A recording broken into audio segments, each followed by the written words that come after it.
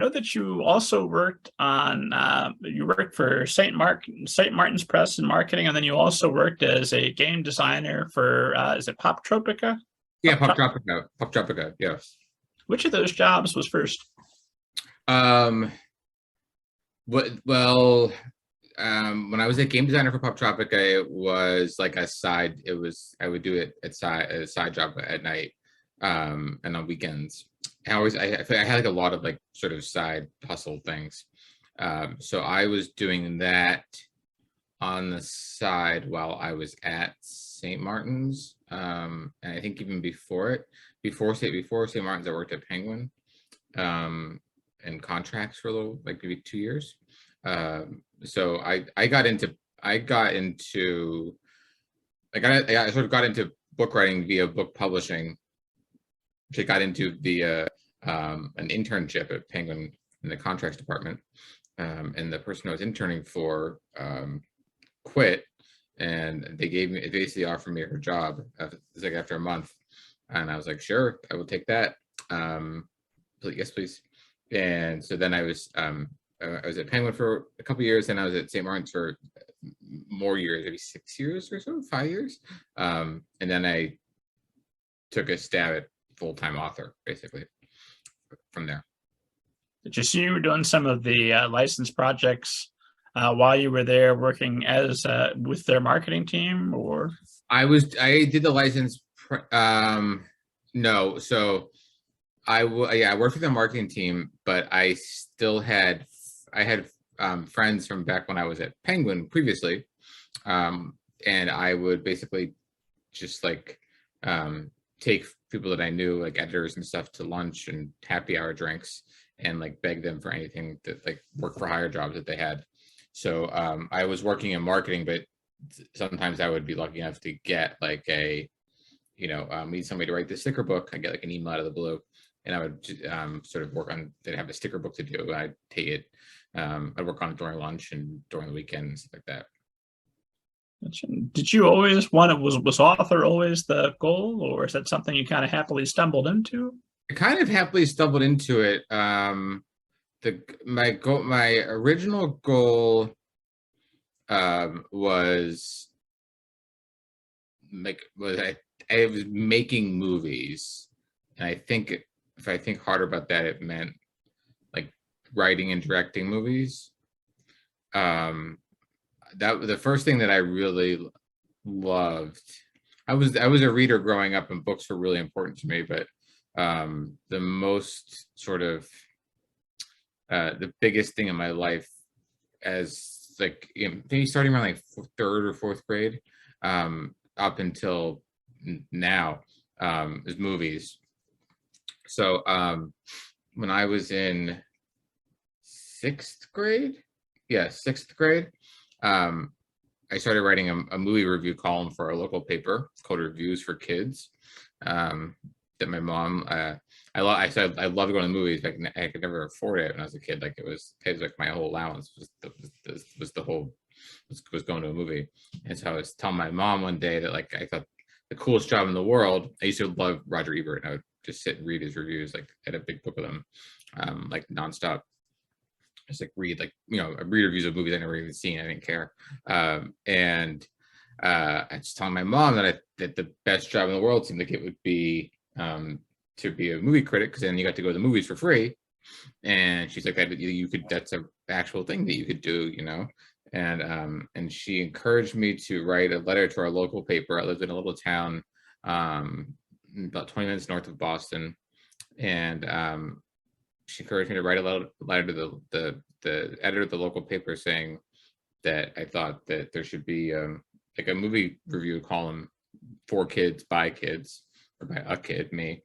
And I did, and then I sort of did it, like kind of forgot about it. But then I heard back like maybe 3 months later, and they offered me this job writing like one. I had like a weekly column where I'd write one movie review, and then I would usually do like one new like in the theaters movie, and then I would review like a couple things on video, or I would review like some books, graphic novels or comic books, or like like a seasonal, like it's Halloween, like here's like 5 like awesome, awesome Halloween movies. But it always, what would happen is if the local video store was out of the, if someone had rented the movie, I couldn't watch it back then, so I was like, I would have to, it would be like picks that were recommended, but also happened to be in stock at the local video store.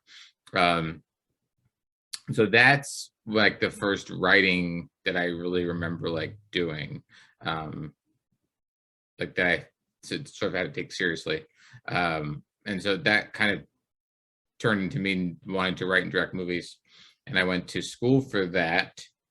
But when I got to school for that, I realized that something I'm still trying to kind of work my head around, is that like personality wise, I was no good at trying to direct stuff.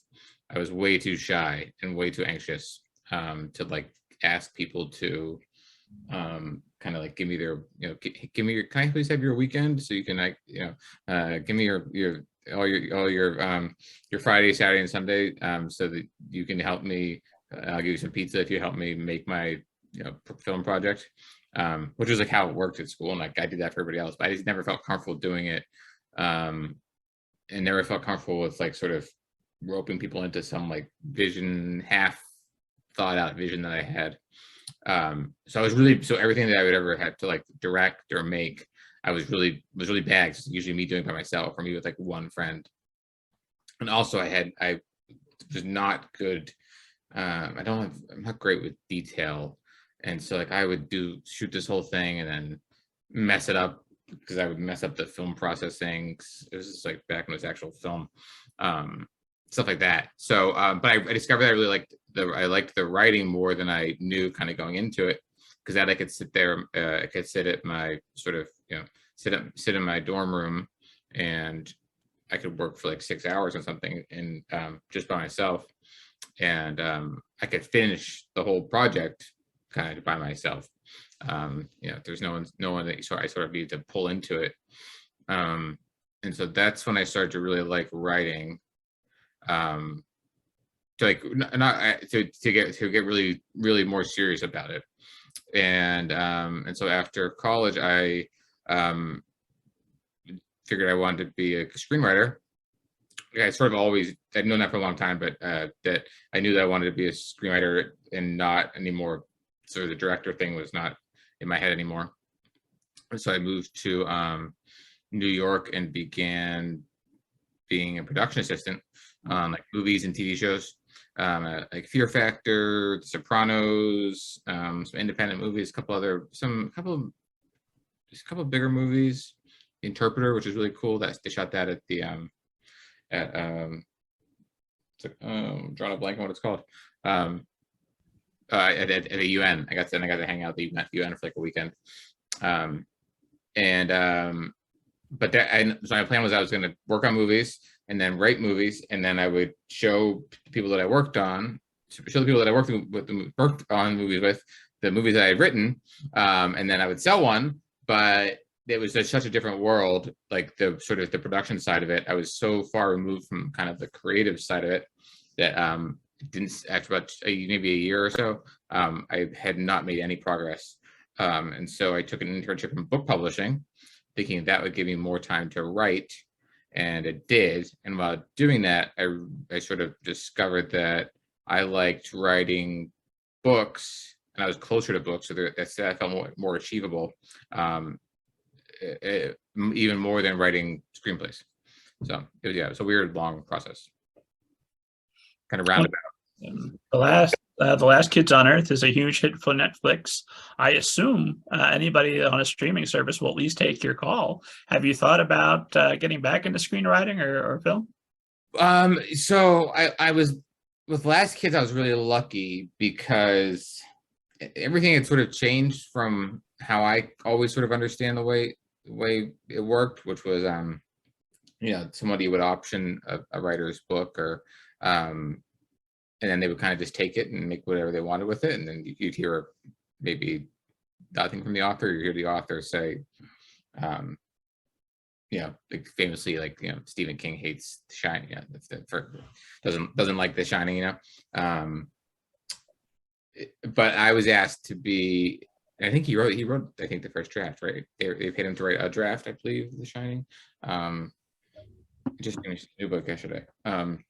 And so I was asked from the beginning to be very involved with it. So I got to write a lot of it, which was, so I finally, that's when I got to do that. I got to actually write some stuff, like write teleplays, yeah, scripts. I co-wrote the first episode, which is like sort of like a mini movie, 66 minutes, and then I wrote I think 2 or 3 episodes from each other season.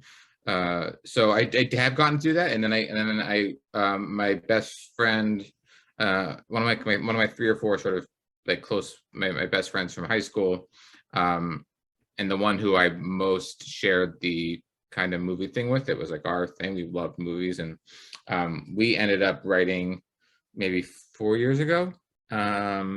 We wrote a movie together that we sold and got made. That was very, like, totally not kid, not a kid's thing. It was like it has like a John Carpenter sort of vibe. It's called VFW, which is it's like a sort of horror action movie. And that was really cool because we wrote it, and it was like my friend from like growing up, when we were driving around in cars when we were 16, talking about movies we would want to make one day. And then 20 years later we got to write and produce one. So that was like really, really, really cool. And so we're still working on other stuff like that. And in the back of my sort of, there's a lot of files on my computer with half started screenplay ideas and stuff like that, and some stuff that I would really like to focus on. But the last kids book series schedule keeps me pretty busy. And so there's some other middle grade book series ideas that I have, a couple adult book ideas that I have, and then some sort of movie and 1 or maybe 2 TV ideas that I have that I really would like to play around with. But for the most part, the Last Kids book series schedule keeps me too busy to give it the time it deserves. So it'll have to wait a couple of years. Gotcha. Yeah. And as a fan of The Last Kids on Earth, I can't complain about that. That's